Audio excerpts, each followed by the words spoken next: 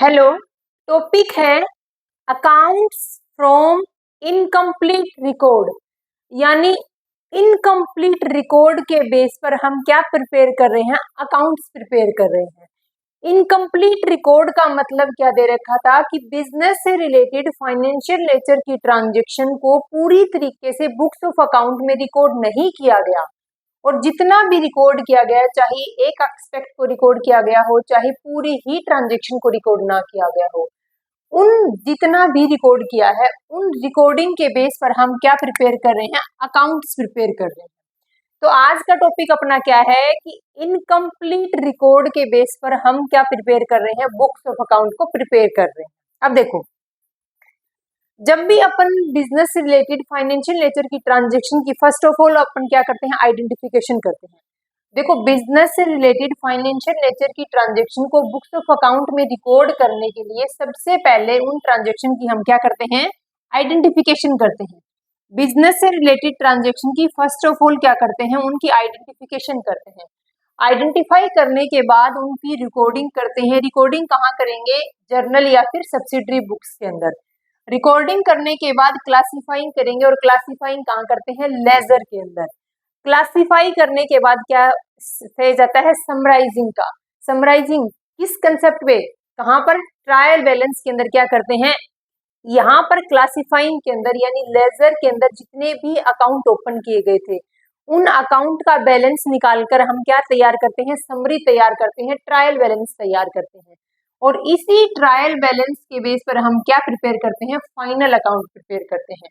यानी बिजनेस की ट्रांजेक्शन को बुक्स ऑफ अकाउंट के अंदर रिकॉर्ड करने से लेकर फाइनल रिजल्ट निकालने तक हम क्या करते हैं, सभी ट्रांजेक्शन को इंक्लूड करते हैं। और उस टाइम हम किसको फॉलो करते हैं, फॉलो करते हैं डबल एंट्री सिस्टम को फॉलो करते हैं। यानी डबल एंट्री सिस्टम क्या बोलता है कि बिजनेस से रिलेटेड जितनी भी फाइनेंशियल नेचर की ट्रांजेक्शन है, जब भी उनको बुक्स ऑफ अकाउंट में हम रिकॉर्ड करेंगे तो हर ट्रांजेक्शन के से कम 2 अकाउंट इफेक्ट होंगे। एक ट्रांजेक्शन जितनी अमाउंट से डेबिट होगा एक अकाउंट, उतना ही एक दूसरा अकाउंट उतनी ही अमाउंट से क्रेडिट होगा। यानी एक ट्रांजेक्शन से कम 2 अकाउंट इफेक्ट होते हैं। जितनी अमाउंट से एक अकाउंट डेबिट है उतनी ही अमाउंट से दूसरा अकाउंट क्रेडिट है। तो हम जो बुक्स ऑफ अकाउंट प्रिपेयर करते हैं वो डबल एंट्री सिस्टम के बेस पर अपने बुक्स ऑफ अकाउंट को प्रिपेयर करते हैं। अब क्या है, अब है एक मिस्टर ए। अब एक मिस्टर ए है जो एक बिजनेस स्टार्ट करता है और बिजनेस में इन्वेस्ट करता है, कितनी अमाउंट, 10 लाख रुपए। मिस्टर ए एक बिजनेस स्टार्ट करता है और उस बिजनेस में 10 लाख रुपए इन्वेस्ट करता है। इन्वेस्ट किया मिस्टर ए ने और अपना बिजनेस स्टार्ट कर लिया। 1 अप्रैल को अपना बिजनेस स्टार्ट किया और 31 मार्च को ईयर एंडिंग पर क्या देखता है, अपने रिजल्ट देखता है। रिजल्ट देखता है तो लेकिन मिस्टर ए क्या है, मिस्टर ए एक आलसी पर्सन है। मिस्टर ए तो सोचता है ठीक है मेरे को याद रह जाएंगे सारी ट्रांजेक्शन, बट ऐसा नहीं होता है। बिजनेस से रिलेटेड फाइनेंशियल नेचर की वेरियस ट्रांजेक्शन होती हैं, हर ट्रांजेक्शन को याद रखना मुश्किल है। तो eight the end of the year जब रिजल्ट फाइंड आउट करने की कोशिश करता है कौन, मिस्टर ए। लेकिन मिस्टर ए ने अपनी बुक्स ऑफ अकाउंट के अंदर प्रॉपर तरीके से बिजनेस की ट्रांजेक्शन को रिकॉर्ड नहीं किया। यानी किसी ट्रांजेक्शन के एक एस्पेक्ट को रिकॉर्ड कर दिया और किसी ट्रांजेक्शन के दोनों ही एस्पेक्ट को छोड़ दिया। हर ट्रांजेक्शन के 2 एस्पेक्ट होते हैं। मान लो किसी पर्सन को हम सेल्स करते हैं, जैसे राम को सेल किया तो Ram account debit to sales account, तो कितने अकाउंट इफेक्ट हुए, 2 अकाउंट इफेक्ट हुए।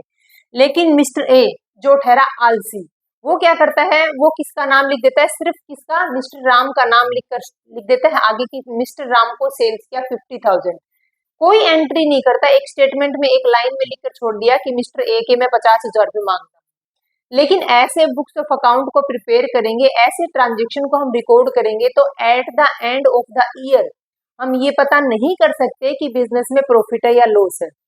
तो कहने का मतलब ये है कि मिस्टर ए एक बिजनेस स्टार्ट करता है 10 लाख रुपए इन्वेस्ट करके। Eight the end of the year जब मिस्टर ए ये सोचता है कि देखो कि कितना प्रॉफिट है या कितना लॉस है, तो मिस्टर ए ये फाइंड आउट नहीं कर पाता। क्यों, क्योंकि मिस्टर ए ने बुक्स ऑफ अकाउंट को प्रॉपर तरीके से प्रिपेयर ही नहीं किया। अब मिस्टर ए के तार तो तब खींचेंगे, मिस्टर ए की खिंचाई तो तब होगी जब मिसिस ए को पता चलेगा। अब मिसिज ए आती है बिजनेस के अंदर कब? 31 मार्च को। अब मिसिज ए आ रही है बिजनेस में, कब आ रही है? 31 मार्च को मिसिज ए आ रही है, पूछती है हाँ जी मिस्टर ए बताओ कितना प्रॉफिट हुआ, कितना लॉस हुआ, क्या फाइनेंशियल पोजीशन है अपने बिजनेस की जो आप 1 साल से रन कर रहे हो, जो आप 1 साल से चला रहे हो। अब मिस्टर ए क्या है? अब मिस्टर ए हो गया उदास। अब मिस्टर ए का मुंह बंद, बिल्कुल चुप। क्यों? क्योंकि मिस्टर ए ने अपनी बुक्स ऑफ अकाउंट तो प्रिपेयर ही नहीं किए, क्योंकि बिजनेस की ट्रांजेक्शन को मिस्टर ए ने प्रॉपर तरीके से मेंटेन ही नहीं किया, रिकॉर्ड ही नहीं किया। तो कैसे पता करे कि बिजनेस में कितना प्रॉफिट है, कितना लॉस है? कैसे पता करे कि बिजनेस की फाइनेंशियल पोजीशन क्या है? तो अब मिस्टर ए के पास मिस्टर मिसिज ए को रिप्लाई करने के लिए कोई जवाब नहीं है, क्योंकि मिस्टर ए को खुद को ही प्रॉफिट और लॉस का पता नहीं है। अब क्या है? अब देखो बिजनेस की ट्रांजेक्शन को प्रॉपर तरीके से रिकॉर्ड नहीं किया, किसने? मिस्टर ए ने रिकॉर्ड नहीं किया। अगर ट्रांजेक्शन को ही रिकॉर्ड नहीं किया तो प्रॉफिट एंड लॉस का तो सवाल ही पैदा नहीं होता कि ये फाइंड आउट कर सके कि कितना प्रॉफिट है और कितना लॉस है। यानी मिस्टर ए ने डबल एंट्री सिस्टम को फॉलो नहीं किया, उसने बुक्स ऑफ अकाउंट के अंदर किसी ट्रांजेक्शन को रिकॉर्ड किया और किसी ट्रांजेक्शन को रिकॉर्ड भी नहीं किया। अब यहां से क्या होता है? अब यहां से कहानी शुरू होती है सिंगल एंट्री सिस्टम की। यहां से कहानी शुरू होती है इनकम्प्लीट रिकॉर्ड की, क्योंकि मिस्टर ए ने बिजनेस की ट्रांजेक्शन को प्रॉपर तरीके से रिकॉर्ड नहीं किया, यानी इनकम्प्लीट रिकॉर्ड किया है। यानी उसने डबल एंट्री सिस्टम को फॉलो नहीं किया, या बोल सकते हैं कि उसने सिंगल एंट्री सिस्टम को फॉलो किया, यानी बिजनेस की ट्रांजेक्शन के किसी एक एस्पेक्ट को रिकॉर्ड कर दिया और दूसरे को छोड़ दिया, या हो सकता है कि पूरी ही ट्रांजेक्शन को छोड़ दिया। तो यहां से कहानी शुरू होती है किसकी? कहानी शुरू होती है सिंगल एंट्री सिस्टम की। यहां से कहानी शुरू होती है इनकम्प्लीट रिकॉर्ड की। अब क्या है? अब ये देखते हैं कि ये सिंगल एंट्री सिस्टम क्या है। सिंगल एंट्री सिस्टम क्या है? कि बिजनेस की ट्रांजेक्शन को बुक्स ऑफ अकाउंट में रिकॉर्ड करने का एक ऐसा मेथड है जिसमें बिजनेस की ट्रांजेक्शन के या तो एक इफेक्ट को शो किया जाएगा, यानी या तो एक एस्पेक्ट को शो करेंगे या फिर पूरी बिजनेस ट्रांजेक्शन को ही छोड़ देंगे। देखो क्या लिखा, सिंगल एंट्री सिस्टम क्या है? बिजनेस की ट्रांजेक्शन को बुक्स ऑफ अकाउंट में रिकॉर्ड करने का एक ऐसा मेथड है, ऐसा वे है, ऐसा तरीका है जो बिजनेस की ट्रांजेक्शन या तो दोनों ही एस्पेक्ट को रिकॉर्ड नहीं करता, या फिर क्या करता है, या फिर दोनों में से किसी एक एस्पेक्ट को रिकॉर्ड कर लेता है। कहने का मतलब है या तो पूरी ही ट्रांजेक्शन को छोड़ देता है, या फिर उस ट्रांजेक्शन में से किसी एक एस्पेक्ट को बुक्स ऑफ अकाउंट में रिकॉर्ड करता है और दूसरी ट्रांजेक्शन को भूल जाता है या जानबूझकर छोड़ देता है। उसको बोलते हैं single entry system. Single entry system क्या है? कि बिजनेस की ट्रांजेक्शन को डबल एंट्री सिस्टम के बेस पर बुक्स ऑफ अकाउंट में रिकॉर्ड नहीं किया गया, यानी किसी एक एस्पेक्ट को बुक्स ऑफ अकाउंट में रिकॉर्ड किया गया है। तो यहां से किसका जन्म होता है? सिंगल एंट्री सिस्टम का। हमने क्या पढ़ा है? हमने पढ़ा था कि जब भी बुक्स ऑफ अकाउंट के अंदर बिजनेस की ट्रांजेक्शन को रिकॉर्ड करेंगे तो किस बेस पर रिकॉर्डिंग होती है? डबल एंट्री सिस्टम के बेस पर। लेकिन मिस्टर ए क्या था? मिस्टर ए था आलसी, जो ये सोचता है कि हाँ मेरे को तो सारी ट्रांजेक्शन याद रहती हैं, मेरे को इन ट्रांजेक्शन को रिकॉर्ड करने की कोई रिक्वायरमेंट नहीं है। लेकिन eight the end of the year जब मिस्टर ए को कोई भी ट्रांजेक्शन याद नहीं रहती, ना बिजनेस के प्रॉफिट और लॉस का पता चलता, तब एक नया कंसेप्ट आता है, और वो नया कंसेप्ट किस रूप में उभरता है? सिंगल एंट्री सिस्टम के बेस पर, या फिर अनकंप्लीट रिकॉर्ड है किसका? बिजनेस की ट्रांजेक्शन का।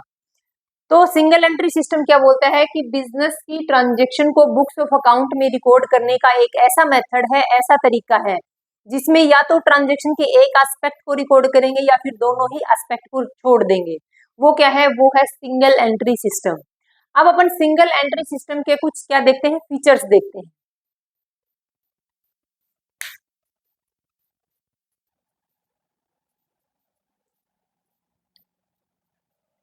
अब देखते हैं कि features of single entry system, यानी सिंगल एंट्री सिस्टम के फीचर्स क्या है वो देखते हैं।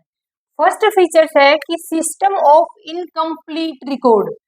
ये क्या है? इनकम्प्लीट रिकॉर्ड का सिस्टम है। इसका मतलब क्या है? कि बिजनेस की ट्रांजेक्शन को पूरी तरीके से यानी प्रॉपर तरीके से बुक्स ऑफ अकाउंट के अंदर रिकॉर्ड नहीं किया गया। किसमें? सिंगल एंट्री सिस्टम में। सिंगल एंट्री सिस्टम क्या है? कि ये एक इनकम्प्लीट रिकॉर्ड है किसका? बिजनेस की ट्रांजेक्शन का। कहां पर रिकॉर्ड है? बुक्स ऑफ अकाउंट के अंदर। सेकंड है only one aspect of business transaction is recorded, सिर्फ बिजनेस की ट्रांजेक्शन के किसी सिंगल एस्पेक्ट को ही रिकॉर्ड किया जाएगा या फिर पूरी ही ट्रांजेक्शन को छोड़ दिया जाएगा, बुक्स ऑफ अकाउंट में शो ही नहीं करेंगे। एग्जाम्पल देखो, सेल्स क्या है, किसको, मोहन को सेल्स किया है, कितने रुपीज का, 20,000 रुपीज का मोहन को सेल्स किया है। डबल एंट्री सिस्टम के बेस पर जब हम बुक्स ऑफ अकाउंट को प्रिपेयर करते हैं तो उस टाइम पर एंट्री क्या होनी थी, एंट्री होनी थी Mohan debit to sales account, कितने से, 20,000 से, यानी मोहन को 20,000 का गुड्स क्या किया है, सेल किया गया है। लेकिन हम किसको पढ़ रहे हैं, हम पढ़ रहे हैं सिंगल एंट्री सिस्टम।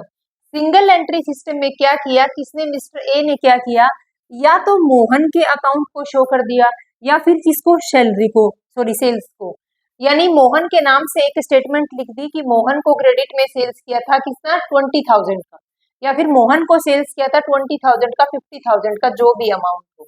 बात यह है कि डबल एंट्री सिस्टम के बेस पर बुक्स ऑफ अकाउंट को प्रिपेयर नहीं किया गया, ओनली एक स्टेटमेंट के बेस पर ये शो कर दिया कि मिस्टर ए को, मिस्टर बी को, किसी भी पर्सन को इतना सेल्स किया है, इतना परचेज किया है, यानी बिजनेस की ट्रांजेक्शन को प्रॉपर तरीके से बुक्स ऑफ अकाउंट में रिकॉर्ड नहीं किया। तो ये क्या है, सिर्फ किसी एक एस्पेक्ट को या फिर उस पूरी ही बिजनेस से रिलेटेड ट्रांजेक्शन को छोड़ देते हैं, प्रॉपर तरीके से बुक्स ऑफ अकाउंट में रिकॉर्ड नहीं करते, किसमें, सिंगल एंट्री सिस्टम में। नेक्स्ट क्या है कि नो एंट्री सम ट्रांजेक्शन, कुछ ट्रांजेक्शन ऐसी होती हैं जिनकी बुक्स ऑफ अकाउंट में कोई एंट्री ही नहीं करता, कौन, सिंगल एंट्री सिस्टम के बेस पर जो पर्सन बुक्स ऑफ अकाउंट को प्रिपेयर करता है। अब एग्जाम्पल देखो कि कुछ ट्रांजेक्शन ऐसी हैं जिनकी एंट्री ही नहीं करते, तो वो ट्रांजेक्शन कौन सी है, जैसे फर्नीचर का सेल किया, जैसे डेप्रिसिएशन लगाया, जैसे इंटरेस्ट रिसीव किया किसी पर्सन से, तो ये वो ट्रांजेक्शन है जिनको सिंगल एंट्री सिस्टम के बेस पर बुक्स ऑफ अकाउंट को प्रिपेयर करते टाइम रिकॉर्ड भी नहीं करते। रिकॉर्ड ऑन पर्सनल, सिर्फ और सिर्फ किसकी रिकॉर्डिंग करते हैं, सिर्फ और सिर्फ पर्सनल अकाउंट की रिकॉर्डिंग करते हैं। देखो, अगर मान लो किसी भी आप में से किसी के फादर अगर मान लो शॉपकीपर है, अगर आपके फादर से किसी पर्सन ने क्रेडिट के अंदर कुछ गुड्स को परचेज किया, तो आपके फादर क्या डबल एंट्री सिस्टम को फॉलो करते हैं, बिल्कुल भी नहीं करते। वो अपनी बही के अंदर क्या लिखेंगे, मान लो मिस्टर राम ने क्रेडिट के अंदर कुछ गुड्स को परचेज किया गया, तो उसका नाम लिखेंगे मिस्टर राम और आगे लिख देंगे कि क्रेडिट में कितना गुड्स परचेज किया, 20,000 का गुड्स परचेज किया। और अदर कोई एंट्री, क्या इस तरीके की एंट्री मिलेगी आपके फादर की बही के अंदर, कभी भी नहीं मिलेगी। वो क्या है, अपनी तरीके से एक स्टेटमेंट शो कर देते हैं, उसके अंदर क्या लिख दिया जाएगा, सिर्फ नाम लिख दिया जाता है कि ये इस पर्सन से इतने रुपए मांगते हैं, इस पर्सन से इतने रुपए लेने हैं, इस पर्सन को इतने रुपए देने हैं, इस पर्सन से इतने रुपए कल लेने हैं। या फिर क्या लिखा जाएगा, इतना कैश रिसीव हुआ, इतना कैश की पेमेंट कर दी। इतनी ही ट्रांजेक्शन की आप कहाँ मिलेगी, आपके फादर की या आपके दादाजी की बही के अंदर सिर्फ इन्हीं ट्रांजेक्शन की रिकॉर्डिंग मिलेगी। कभी भी वो अपनी बुक्स ऑफ अकाउंट को डबल एंट्री सिस्टम के बेस पर प्रिपेयर नहीं करते। तो क्या है, सिर्फ और सिर्फ किसकी रिकॉर्डिंग करते हैं, सिर्फ पर्सनल अकाउंट के बेस पर ही रिकॉर्डिंग करते हैं। और रियल और नॉमिनल अकाउंट की जितनी भी ट्रांजेक्शन होती हैं, उन ट्रांजेक्शन का उनकी बुक्स ऑफ अकाउंट में, यानी सिंगल एंट्री सिस्टम के बेस पर जो बुक्स प्रिपेयर की हैं, उनमें कोई रिकॉर्डिंग नहीं मिलती, किसकी, रियल और नॉमिनल अकाउंट की जितनी भी मदें हैं, जितनी भी ट्रांजेक्शन है, जितने भी अकाउंट है। तो ये सिंगल एंट्री सिस्टम की कुछ कैरेक्टरिस्टिक्स देखी थी, कुछ फीचर्स देखे हैं। अब देखो, जो इनकम्प्लीट रिकॉर्ड तैयार किए जाते हैं, यानी सिंगल एंट्री सिस्टम के बेस पर जब हम बुक्स ऑफ अकाउंट को प्रिपेयर करते हैं, तो उसको प्रिपेयर करने के कितने मेथड हैं, उसको प्रिपेयर करने के 3 मेथड हैं। फर्स्ट दे रखा था, यानी 3 तरीके से क्या कर सकते हैं कि टाइप ऑफ इनकम्प्लीट रिकॉर्ड, कितने तरीके से तैयार कर सकते हैं, 3। फर्स्ट है pure single entry. Pure single entry का मतलब है, देखो प्योर सिंगल एंट्री, बिल्कुल प्योर सिंगल एंट्री का मतलब सिर्फ और सिर्फ कौन से अकाउंट आएंगे, पर्सनल अकाउंट आएंगे। आपके पापा की बही है, आपके पापा मान लो अज्यूम करो एक शॉपकीपर है, तो आपके पापा की बही में जितना भी जिस पर्सन ने क्रेडिट में गुड्स परचेज किया या फिर कैश में गुड्स परचेज किया या फिर सेल्स किया, सिर्फ उनके नाम से ही उनकी ट्रांजेक्शन शो मिलेगी। तो प्योर सिंगल एंट्री के अंदर क्या किया जाता है, सिर्फ और सिर्फ पर्सनल अकाउंट को ही मेंटेन किया जाता है। सेकंड टाइप कौन सा है कि सिंपल सिंगल एंट्री। देखो सिंगल एंट्री तो है लेकिन सिंपल है, यानी पर्सनल अकाउंट के साथ में कैश बुक को मेंटेन किया जाता है। यहाँ तो पर्सन नाम लिख दिया, मिस्टर ए ने क्रेडिट में गुड्स परचेज किया, कोई लेना देना नहीं है उसके बाद उसने कब सेल्स किया, कितनी क्वांटिटी, कितनी, कुछ नहीं, सिर्फ अमाउंट लिख के छोड़ देंगे। सिंपल सिंगल एंट्री क्या बोलती है, उसके अंदर पर्सनल अकाउंट और कैश बुक दोनों को मेंटेन किया जाता है, यानी कैश और बैंक की जितनी भी ट्रांजेक्शन होती है वो भी उस बुक में शो की जाती है। थर्ड टाइप है quasi single entry. Quasi single entry के अंदर पर्सनल अकाउंट को भी ओपन करते हैं, कैश बुक को भी ओपन करते हैं और कुछ सब्सिडरी बुक्स को भी ओपन करते हैं। तो एक बार आपको शॉर्ट में बताती हूँ, इनकम्प्लीट रिकॉर्ड को तैयार करने के 3 तरीके हैं। एक है, पहला है pure single entry. Pure single entry का मतलब सिर्फ और सिर्फ पर्सनल अकाउंट को मेंशन किया है। सेकंड है सिंपल सिंगल एंट्री का मतलब है पर्सनल अकाउंट के साथ में हमने कैश बुक को भी ओपन किया है। थर्ड है क्वासी सिंगल एंट्री के अंदर पर्सनल अकाउंट, साथ में कैश बुक को और साथ में क्या है, इसको साथ में कुछ सब्सिडरी बुक्स को भी ओपन किया है। तो ये है क्वासी सिंगल एंट्री। अब सब्सिडरी बुक्स तो आप सब जानते हो, purchase book, sales book, purchase return, sales return, bill receivables, bills payables और जर्नल प्रॉपर। यानी टोटल कितनी सब्सिडरी बुक्स होती हैं? 8 सब्सिडरी बुक्स होती हैं। जिस बिजनेस के नेचर के अकॉर्डिंग जिस जिस बुक की रिक्वायरमेंट होती है, अपने रिक्वायरमेंट के अकॉर्डिंग उन 8 बुक में से वो अपनी रिक्वायरमेंट के अकॉर्डिंग प्रिपेयर कर लेते हैं, क्या? Subsidiary books. लेकिन फिर भी बिजनेस की कुछ ट्रांजेक्शन ऐसी हैं, चाहे हम क्वासी सिंगल एंट्री के बेस पर अपनी अकाउंट्स तैयार कर रहे हैं, अपनी बुक्स को प्रिपेयर कर रहे हैं, लेकिन फिर भी कुछ ट्रांजेक्शन ऐसी हैं जो सिंगल एंट्री सिस्टम या फिर इनकम्प्लीट रिकॉर्ड के अंदर रह जाती है। कौन सी ट्रांजेक्शन है? एक्सपेंस और इनकम की से रिलेटेड ट्रांजेक्शन। देखो, एक्सपेंस हुआ था, मान लो डेप्रिसिएशन, मान लो रेंट रिसीव हुआ, ऐसे क्या है, ऐसे एक्सपेंस और इनकम होते हैं जिनको इस इनकम्प्लीट रिकॉर्ड में शो ही नहीं किया जाता, जिनको सिंगल एंट्री सिस्टम के बेस पर बुक्स ऑफ अकाउंट को प्रिपेयर करते टाइम उनको शो भी नहीं करते। आप एग्जांपल ले लो, जैसे कि डेप्रिसिएशन है, आपके फादर की बही के अंदर कभी भी डेप्रिसिएशन नाम की कोई भी आइटम, कोई भी मद आपको कभी लिखी नहीं मिलेगी। कितना अमाउंट लिखा मिलेगा, क्या क्या लिखा मिलेगा? मिस्टर ए को इतना क्रेडिट सेल किया, मिस्टर बी को इतना क्रेडिट परचेज किया, मिस्टर ए से इतने रुपए लेने हैं, मिस्टर बी से इतने रुपए लेने हैं, इससे ज्यादा उनकी बुक्स में कुछ नहीं मिलता।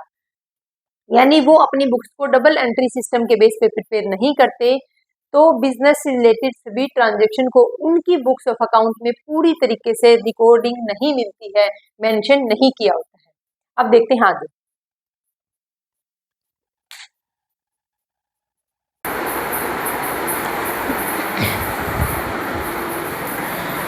अब देखो, इनकम्प्लीट रिकॉर्ड से हम कैसे प्रॉफिट एंड लॉस को कैलकुलेट करते हैं। Calculation of profit and loss from incomplete record, यानी इनकम्प्लीट रिकॉर्ड के बेस पर जो हमने बुक्स ऑफ अकाउंट को प्रिपेयर किया है, यानी ऐसी ट्रांजेक्शन जो बुक्स ऑफ अकाउंट के अंदर रिकॉर्ड तो हुई है लेकिन पूरी तरीके से, कंप्लीट तरीके से बुक्स ऑफ अकाउंट में रिकॉर्ड नहीं है, उन ट्रांजेक्शन से हम कैसे बिजनेस का प्रॉफिट एंड लॉस कैलकुलेट करेंगे। उसके लिए क्या है, 2 मेथड हैं, 2 तरीके से अपन क्या कर सकते हैं, प्रॉफिट एंड लॉस को कैलकुलेट कर सकते हैं। पहला है स्टेटमेंट ऑफ अफेयर मेथड, जिसको बोल सकते हैं कि कैपिटल कंपैरिजन मेथड या फिर नेट वर्थ मेथड। कौन सा है? Statement of affair method, capital comparison method या फिर बोल सकते हैं कि नेट वर्थ मेथड। तीनों क्या हैं, एक ही मेथड के अलग अलग नाम हैं। तो इस मेथड के बेस पर जब हम इनकम्प्लीट रिकॉर्ड से प्रॉफिट एंड लॉस को कैलकुलेट करते हैं, निकालते हैं, तो कैसे निकालते हैं? देखो, इस मेथड से प्रॉफिट का पता लगाने के लिए हम 2 चीज़ों का ध्यान रखना है। हम ओपनिंग कैपिटल और क्लोजिंग कैपिटल का क्या करते हैं, कंपेयर करते हैं। यानी जब बिजनेस को सेट किया था, स्टार्ट किया था, उस टाइम बिजनेस में कितनी कैपिटल थी और eight the end of the year में बिजनेस में अब क्लोजिंग कैपिटल कितनी है। मान लो हमने जब मिस्टर ए ने बिजनेस स्टार्ट किया तब 10 लाख रुपए से बिजनेस स्टार्ट किया था और closing capital eight the end of the year यानी 31 मार्च को उसकी कैपिटल कितनी है, 15 लाख है। तो कितने का, 5 लाख का प्रॉफिट है। तो देखो, statement of affair method, capital comparison method, capital का कंपेयर कर रहे हैं, किसका, ओपनिंग कैपिटल का क्लोजिंग कैपिटल के साथ कंपेयर कर रहे हैं। या फिर बोल सकते हैं कि नेट वर्थ मेथड से हम बिजनेस का प्रॉफिट एंड लॉस निकालने के लिए क्या करेंगे, प्रॉफिट एंड लॉस निकालने के लिए ओपनिंग कैपिटल को क्लोजिंग कैपिटल के साथ कंपेयर करेंगे। अगर क्लोजिंग कैपिटल ग्रेटर देन है ओपनिंग कैपिटल से, यानी मान लो स्टार्टिंग में पैसा इन्वेस्ट किया था कितना 10 लाख का, लेकिन eight the end of the year देखा गया तो बिजनेस की कितनी कैपिटल थी 15 लाख रुपए। तो बिजनेस को कितना प्रॉफिट हुआ है, बिजनेस को प्रॉफिट हुआ है 5 लाख का। कितने का प्रॉफिट हुआ है 5 लाख का। अगर क्लोजिंग कैपिटल ग्रेटर देन है ओपनिंग कैपिटल से देन प्रॉफिट होगा। अगर क्लोजिंग कैपिटल लेस देन है ओपनिंग कैपिटल से तो बिजनेस के अंदर क्या हो रहा है, लॉस हो रहा है। अब देखो, अगर कई बार क्वेश्चन के अंदर, कई बार बिजनेस के अंदर क्या है, ड्राइंग्स की अमाउंट शो होती है या फिर एडिशनल कैपिटल। ड्राइंग्स का मतलब है अगर बिजनेस के ओनर ने बिजनेस के अंदर से कुछ गुड्स या फिर कैश को पर्सनल पर्पस के लिए निकाल लिया है। और एडिशनल कैपिटल का मतलब क्या है कि बिजनेस के ओनर ने बिजनेस में during the year extra capital invest की है, एक्स्ट्रा पैसे और इन्वेस्ट किए हैं, उसको बोलते हैं एडिशनल कैपिटल। अगर हमें ड्राइंग्स और एडिशनल कैपिटल दे रखी हो, फिर हम उसको कैसे एडजस्ट करेंगे, कैसे प्लस या माइनस करेंगे। देखो मेन फॉर्मूला क्या है, मेन फॉर्मूला ये वाला है। देखो क्लोजिंग कैपिटल निकालनी है, क्लोजिंग कैपिटल का ओपनिंग कैपिटल के साथ कंपेयर कर रहे थे, क्योंकि उस टाइम पर सिर्फ 2 ही आइटम थी, एक क्लोजिंग कैपिटल और एक थी ओपनिंग कैपिटल। अब 2 आइटम और इंक्लूड हो गई। हो सकता है कि बिजनेस के अंदर कुछ ड्राइंग्स दे रखी हो, कुछ ड्राइंग्स की गई हो ड्यूरिंग द ईयर। हो सकता है कि बिजनेस में कुछ एडिशनल कैपिटल इन्वेस्ट कर दी हो, एडिशनल अमाउंट इन्वेस्ट कर दी हो।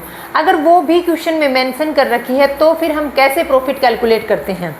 तो देखो क्लोजिंग कैपिटल निकालने का फॉर्मूला क्या है, ओपनिंग कैपिटल जितनी स्टार्टिंग करने पर बिजनेस में लगाई थी वो, प्लस एडिशनल कैपिटल जितनी ड्यूरिंग द ईयर और पैसा इन्वेस्ट कर दिया, दोनों को ऐड कर दिया, प्लस प्रॉफिट, और माइनस क्या कर देंगे, माइनस कर देंगे ड्राइंग्स।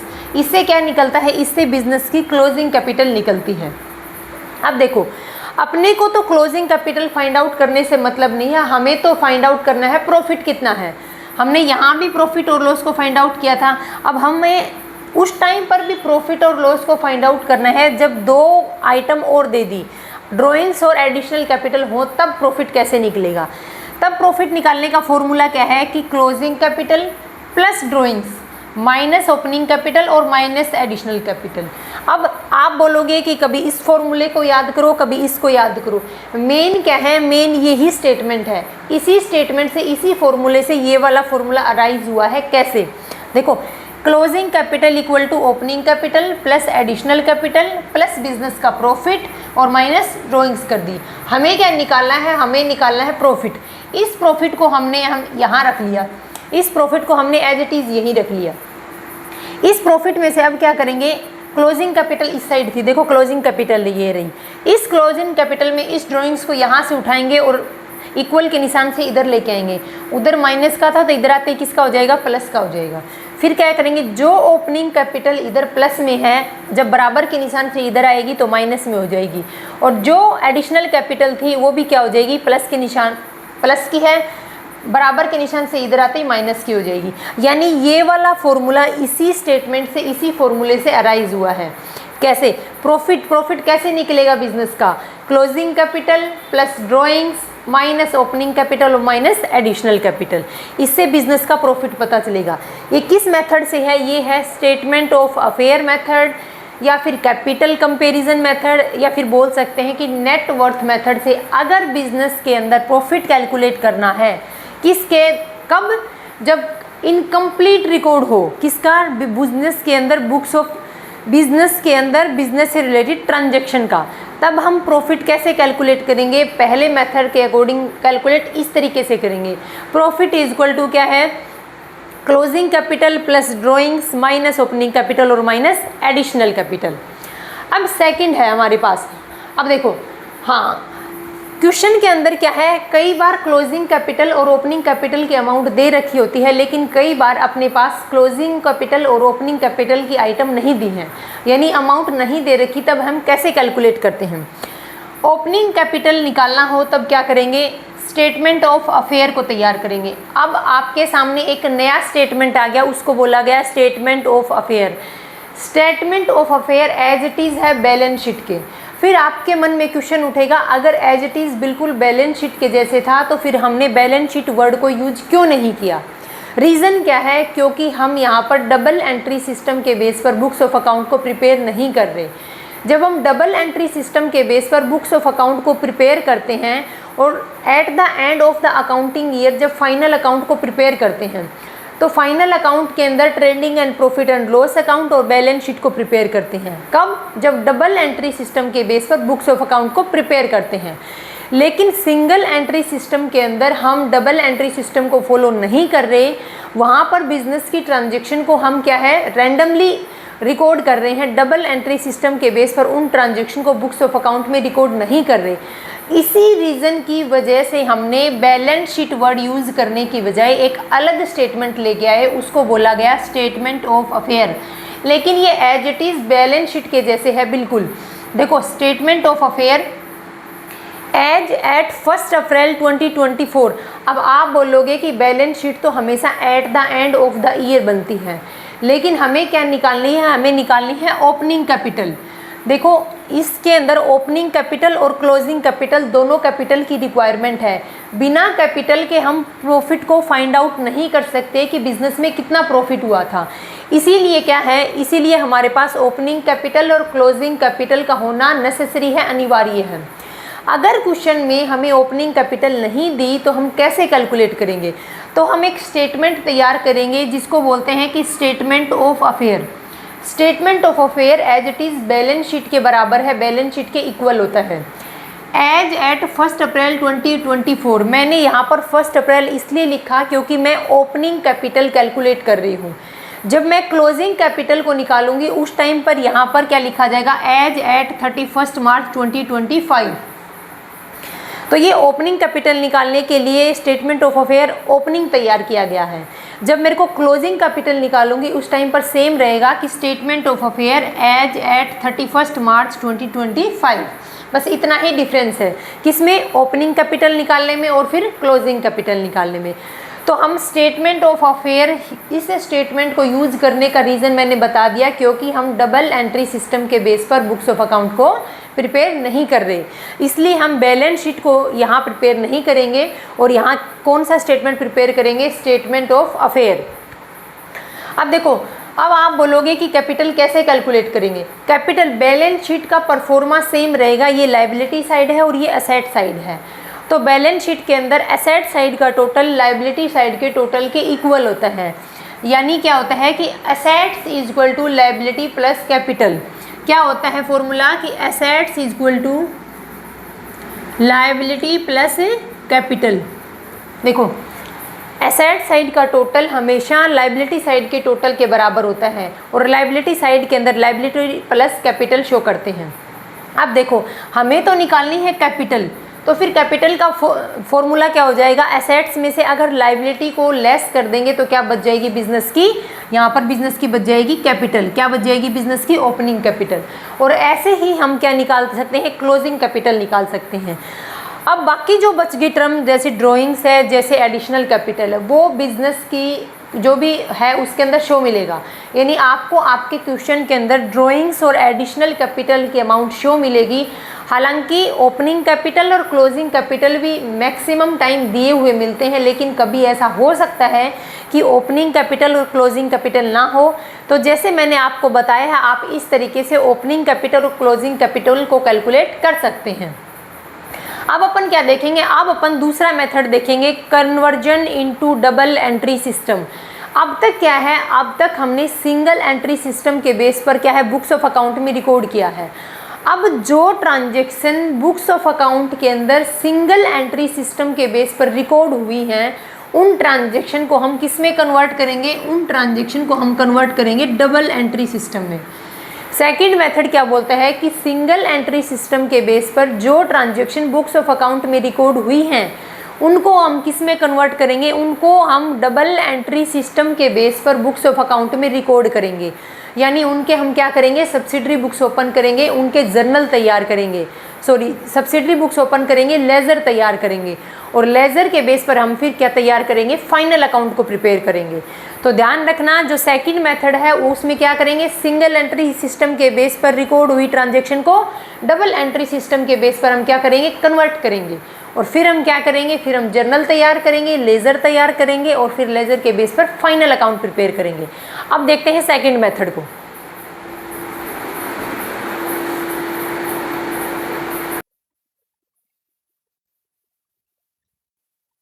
सेकंड मेथड है अपना conversion into double entry system, यानी सिंगल एंट्री सिस्टम के बेस पर बुक्स ऑफ अकाउंट के अंदर जिन ट्रांजेक्शन को रिकॉर्ड किया था उन ट्रांजेक्शन को हम किस में कन्वर्ट करेंगे, डबल एंट्री सिस्टम के बेस पर बुक्स ऑफ अकाउंट के अंदर एंट्री करेंगे। यानी सिंगल एंट्री सिस्टम के बेस पर जो बिजनेस की ट्रांजेक्शन को रिकॉर्ड किया था उन ट्रांजेक्शन को किस में कन्वर्ट करेंगे, डबल एंट्री सिस्टम के बेस पर उनको बुक्स ऑफ अकाउंट में अब रिकॉर्ड करेंगे। पहला काम क्या है, सिंगल एंट्री सिस्टम के ट्रांजेक्शन को किस में चेंज करेंगे, डबल एंट्री सिस्टम की ट्रांजेक्शन में चेंज करेंगे। और डबल एंट्री सिस्टम की ट्रांजेक्शन में अगर चेंज करेंगे तो डबल एंट्री सिस्टम के बेस पर जब भी बुक्स ऑफ अकाउंट के अंदर एंट्री की जाती हैं तो क्या तैयार करते हैं हम, उसके बाद फाइनल अकाउंट प्रिपेयर करते हैं एट लास्ट। यानी पहले जर्नल, फिर उसके बाद लेजर, फिर उसके बाद ट्रायल बैलेंस और फिर लास्ट में फाइनल अकाउंट प्रिपेयर करते हैं। तो सिंगल एंट्री सिस्टम को हम किस में कन्वर्ट करेंगे, डबल एंट्री सिस्टम में कन्वर्ट करेंगे। और कन्वर्ट करने के बाद हम क्या तैयार करेंगे, फाइनल अकाउंट को प्रिपेयर करेंगे। फाइनल अकाउंट में कितने अकाउंट इंक्लूड हैं, trading and profit and loss account और दूसरा है balance sheet. Trading and profit and loss account business की नेट प्रॉफिट और नेट लॉस का पता करेगा और बिजनेस की बैलेंस शीट क्या शो करती है, बिजनेस की फाइनेंशियल पोजीशन को बिजनेस की बैलेंस शीट शो करती है। अब देखो कुछ फिगर मिसिंग है। मिसिंग फिगर का मतलब है सिंगल एंट्री सिस्टम के बेस पर जब बुक्स ऑफ अकाउंट के अंदर एंट्री को रिकॉर्ड करते थे तो कुछ ट्रांजेक्शन के एक एस्पेक्ट को रिकॉर्ड करते थे और कुछ ट्रांजेक्शन को बिल्कुल ही रिमूव कर देते थे, छोड़ देते थे, मिस हो जाती थी। यानी सभी ट्रांजेक्शन बुक्स ऑफ अकाउंट में प्रॉपर तरीके से रिकॉर्ड नहीं है, मेंटेन नहीं है। अब क्या करेंगे, अब उन मिसिंग फिगर को, उन मिसिंग ट्रांजेक्शन को हम फाइंड आउट करने की कोशिश करेंगे। तो पहला काम क्या दे रखा था कि मिसिंग फिगर को फाइंड आउट करने के लिए हम लेजर अकाउंट के अंदर, लेजर बुक के अंदर कुछ अकाउंट ओपन करेंगे।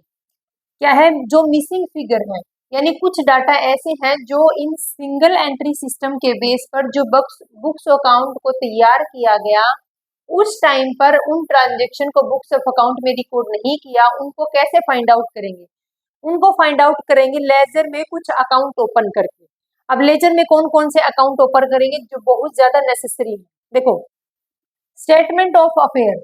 स्टेटमेंट ऑफ अफेयर क्या शो करेगा, स्टेटमेंट ऑफ अफेयर ओपनिंग, अगर स्टेटमेंट ऑफ अफेयर ओपनिंग है तो क्या शो करेगा, ओपनिंग कैपिटल को शो करेगा।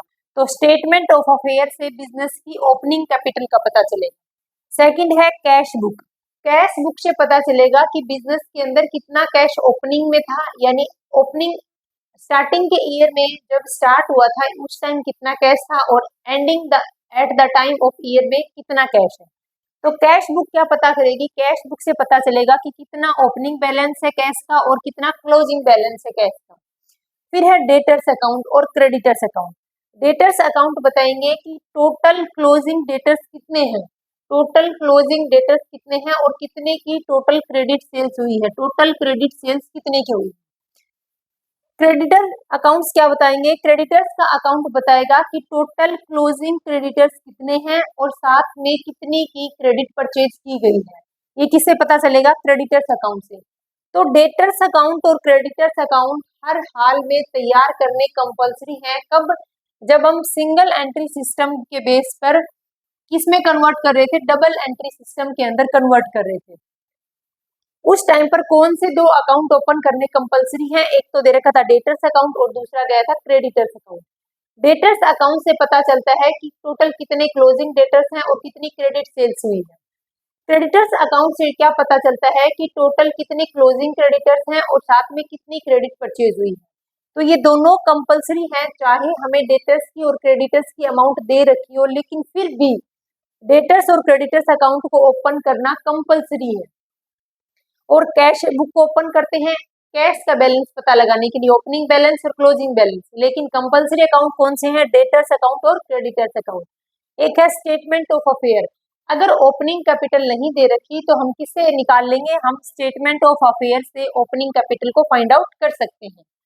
नेक्स्ट हमारे पास फिक्स एसेट्स और एक दे रखा था कि बिल रिसीवेबल्स और बिल पेबल्स। फिक्स एसेट्स, अगर फिक्स एसेट्स की लमसम अमाउंट दे रखी है तो ठीक है, अकाउंट ओपन करने की रिक्वायरमेंट नहीं है। लेकिन ड्यूरिंग द ईयर अगर बहुत ज्यादा एसेट्स को ट्रेड किया गया है, यानी उनको परचेज किया गया है या फिर सेल्स किया गया है, तो क्या करेंगे? हम फिक्स एसेट्स का अकाउंट ओपन करेंगे। जैसे during the year 2 machinery business के अंदर आई है, तो हम क्या ओपन करेंगे? मशीनरी का अकाउंट ओपन करेंगे और उसमें हम क्या शो करेंगे? मशीनरी को शो करेंगे। तो फिक्स एसेट्स का अकाउंट भी ओपन करेंगे और एक दे रखा था कि बिल रिसीवेबल्स और bill payables account. Bill receivables और बिल पेबल्स अकाउंट, इन सभी अकाउंट के ओपन करने के बाद हम क्या तैयार करेंगे? देन हम तैयार करेंगे बिजनेस के फाइनल अकाउंट। फाइनल अकाउंट का मतलब है trading and profit and loss account और दूसरा है बैलेंस शीट। इसके बेस पर हम क्या करेंगे? फाइनल अकाउंट प्रिपेयर करेंगे। तो अभी क्या देखा था? अभी हमने आज डिस्कस किया है कि जब बुक्स ऑफ अकाउंट के अंदर हम डबल एंट्री सिस्टम के बेस पर बिजनेस की ट्रांजेक्शन को रिकॉर्ड नहीं करते, यानी बिजनेस की ट्रांजेक्शन के किसी सिंगल एस्पेक्ट को रिकॉर्ड करते हैं या फिर उस ट्रांजेक्शन को बिल्कुल ही रिकॉर्ड नहीं करते, तो हम कैसे बुक्स ऑफ अकाउंट को प्रिपेयर करते हैं, कैसे हम बिजनेस के प्रॉफिट और लॉस को फाइंड आउट करते हैं? उसको फाइंड आउट करने के लिए हमने 2 मेथड देखे थे, 2 तरीके से कर सकते हैं। पहला मेथड कौन सा दे रखा था? पहला मेथड दे रखा था कि नेट वर्थ मेथड, या फिर बोल सकते हैं उसको क्या? कंपैरिजन, कौन सा? कैपिटल कंपैरिजन मेथड बोल सकते हैं। और सेकंड मेथड कौन सा है? सेकंड मेथड हमारे पास converging into the double entry system, यानी सिंगल एंट्री सिस्टम के बेस पर जो ट्रांजैक्शन बुक्स ऑफ अकाउंट में रिकॉर्ड है, उनको पहले हम किस में चेंज करेंगे? डबल एंट्री सिस्टम में।